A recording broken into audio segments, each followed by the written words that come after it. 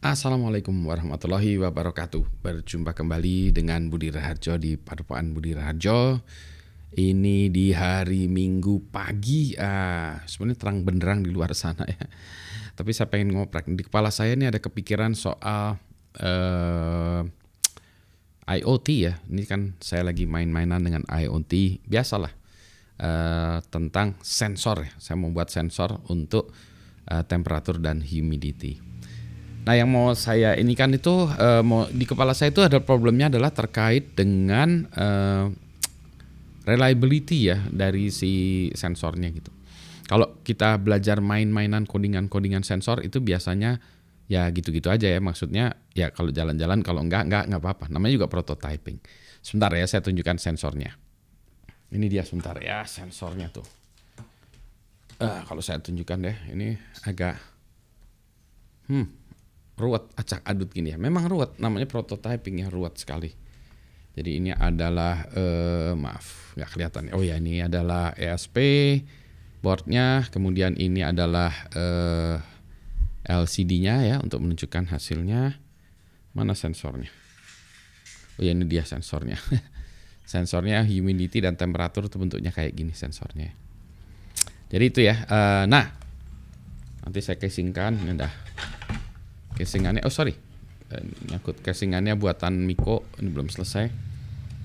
Nah, yang menjadi masalah apa? Yang menjadi masalah itu adalah tentang kalau sensornya ini jalan atau nggak jalan. Maksud saya gini. Ntar ya saya tunjukin dulu ya. Saya tampilkan dulu ini coretan saya ya supaya bisa kebayang. Nah, ini saya lanjutkan dulu ya. Ini judulnya adalah Musing about IT sensor. Ini ya ini apa ya, makanya mikir-mikirnya gitu. Jadi ceritanya begini ya. Kalau kita lihat sensor secara umum itu kan begini ya. Ntar kita lihat dulu ya. Ini kan kalau kita lihat dari programnya ya, ide utama dari si programnya itu kan seperti ini. Jadi di program sensor itu ya, program yang ini IoT-nya ini kalau kita menggunakan Arduino atau apapun sama. Ada dua bagian dari program nya tadi ya. Yang pertama itu adalah melakukan setup. Itu kita ngecek jenis sensornya apa, misalnya apa? DHT11 ya, atau 22 atau apa lagi. Ini kan jenis sensornya itu nanti tergantung dari library-nya yang kita gunakan. Terus sensornya ini dipasang di port berapa? Nggak tahu lah, port 3, port 7 atau port berapa ya dipasang di apa namanya, di microcontroller kita. Kemudian selain setup ini sebetulnya menginisialisasi library untuk melakukan setup ini. Jadi ya udah, assuming sini sudah berhasil, nah kemudian dia akan bagian kedua. Yang ini yang akan muter terus nih, loop forever. Nah ini loop forever selama-lamanya. Nah pertama dia harus baca dari data dari sensor. Misalnya temperaturnya berapa Celcius ya, humidity-nya berapa nih, saya geser dulu. Humidity-nya berapa, kelembabannya berapa ya, kelembabannya berapa persen lembabnya ya, persen 7% gitu ya. Jadi baca dari sensor, kemudian tampilkan data. Ini bisa kita tampilkan di LCD-nya tadi ya, atau bisa juga kita jadikan web server ya, web server bisa ya. Atau dia nge-push datanya ke jadi push data ya, kita kirimkan datanya ke sebuah web di internet ya. Nanti dimasukin dalam database ya. Oke ya, jadi bisa gini. Normalnya seperti begini ya. Jadi ini kalau ini jalannya forever sampai selama-lamanya. Nah, ini kan ide awalnya adalah seperti ini ya. Jadi ini kalau normalnya seperti itu. Nah, permasalahan terjadi adalah macam-macam. Misalnya setup udah jalan nih. Udah, ini bagian ini udah jalan. Oke, kita baca data dari sensor, jalan, tampilkan data dari sensor. Udah ya, jalan. Jadi sensornya jalan. Terus sensornya di tengah jalan itu sensornya rusak atau coplok, lepas ya dari sambungannya. Jadi ketika data dibaca dari sensor, ini nggak ada ya. Nggak keluar nih datanya. Kenapa? Karena datanya sensornya lepas gitu ya. Nah kan nggak bisa menampilkan data. Nah kalau itu nggak terjadi, kalau itu terjadi apa? Kalau ini maksudnya data dari sensor ini gagal, nah apa yang harus kita lakukan? Nah berarti ini kita harus melakukan exception ya. Kalau ada kegagalan ini gimana? Kalau gagal baca dari sensor gimana? Apakah kita tampilkan data? Ya, tampilkan data, kemudian tapi datanya itu kita kasih kodekan ya. Misalnya datanya yang nggak mungkin banget ya. Misalnya kalau range dari temperatur yang kita harapkan itu, misalnya ini misalnya ruangan ya, misalnya kita temperatur di dalam sebuah ruangan ya katakanlah mulai dari berapa? 15 derajat ya sampai berapa? 30 derajat Celcius lah gitu ya. Misalnya tampilkan data. Kalau gagal tetap kita tampilkan, tapi kita tampilkan datanya adalah 99 derajat Celcius atau 0 derajat Celcius ya. Ini kan ekstrim ya. Jadi kalau jadi ini kita lupa aja, tetap tampilkan data, coba baca lagi ya, tampilkan data, tapi nanti kita di sistem kita, di dashboard kita atau pemahaman kita, kalau data yang ditampilkan adalah seperti ini, berarti sistemnya gagal, ada something lah ya, something berarti sensor gagal membaca. Tentu saja ini juga bisa ditampilkan di tempat lain, di lognya atau di catatan bahwa di layar ya kita tuliskan bahwa sensor gagal dibaca itu. Oke, nah kalau ini terjadi katakanlah ya sensornya kita lepas, kita gantikan, kita tancapkan lagi. Nah, apakah kita kemudian terus saja ya ini jadi terus saja ya ngelup di sini terus saja. Jadi ini terus saja ditampilkan ya. Nanti kalau sensornya dipasang lagi, nah yang menjadi masalah gini, kalau ada sensor baru dipasang lagi, itu apakah kita harus balik ke atas lagi? Ya, ambil asumsi portnya tetap sama ya yang kita pasang.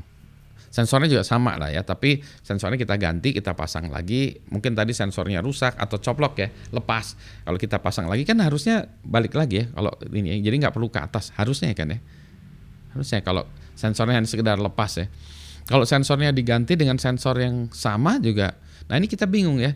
Apakah dia itu membutuhkan waktu atau membutuhkan setup lagi si sensornya tadi ya atau enggak? Nah repotnya adalah kalau dia membutuhkan misalnya ya tadi sensornya kalau copot mungkin nggak perlu ya, tapi nggak perlu di-set lagi. Anak saya nggak tahu nih kalau copot atau diganti gitu, apakah perlu kita balik lagi ke atas ini? Problemnya dalam program codingan kita kan kita ngelup terus ya. Ngelup terus di sini udah nggak ada lagi ya, kita muter terus di sini nggak ada lagi, kita pindah ke atas gitu ya. Kalau katakanlah ya kita dari sini tadi misalnya kalau ada gagal, kemudian kita ada mekanisme pindah ke atas, nah pindah ke atas ini juga dia akan melakukan setup lagi dan dia akan gagal lagi kan ya. Gagal lagi ya kan sensornya juga pas diinisialisasi atau di ini gagal kan ya. Nah kalau gagal ini terus yang ditampilkannya apa? Kalau gagal tampilan apa?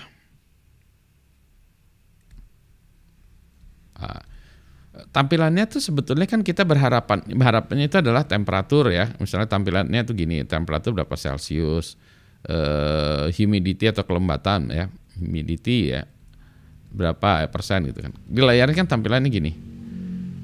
Kalau gagal, apakah kita kasih tulisan misalnya ini gagal di layar ya, kita gagal setup gitu ya. Atau gagal baca data. Masalahnya nih kan ya, ini di LCD-nya kan, ini di LCD ya, jadi LCD-nya misalnya green ya. Di LCD kita ini ya, kita ganti warnanya hijau dulu. Ya, ini kan di LCD kita ya. Apakah kita ini juga LCD-nya kita tampilkan begini ya? Jadi di sini juga kalau gagal kita tampilkan gagalnya di sini ya. Apa? Berarti lebih ini ya, ribet lagi ya.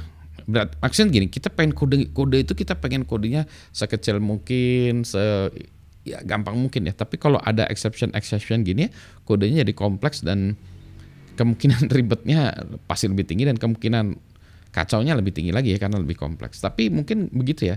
Nah berarti di sini juga ada port berapa, ini ada setupnya. Jadi sebetulnya di sini ada di awalnya juga adalah setup LCD dulu ya LCD dulu supaya nanti kalau ada apapun bisa ditampilkan. Kalau kita biasanya coding ya, kalau programming, kalau kita biasanya pakai Arduino IDE atau apapun ya, itu bisa ditampilkan di serial line ya, maksudnya di IDE kita bisa ditampilkan kegagalannya apa. Tapi kan kalau ini sudah jadi produk yang kita pasang gitu ya, kita pasang gini kan kita nggak bisa lagi ya mengatakan bahwa oh ini ya, karena kita nggak punya akses ke serial line-nya lagi. Kita hanya punya akses ke layar yang ada di sini ya. Nah jadi itu ya dari segi desain gitu. Nah balik lagi adalah kita hapus lagi ya. Balik lagi kalau ada kegagalan dari sini ya, gimana? Menurut Anda bagusnya gimana? Kita tetap ngotot aja di sini ya.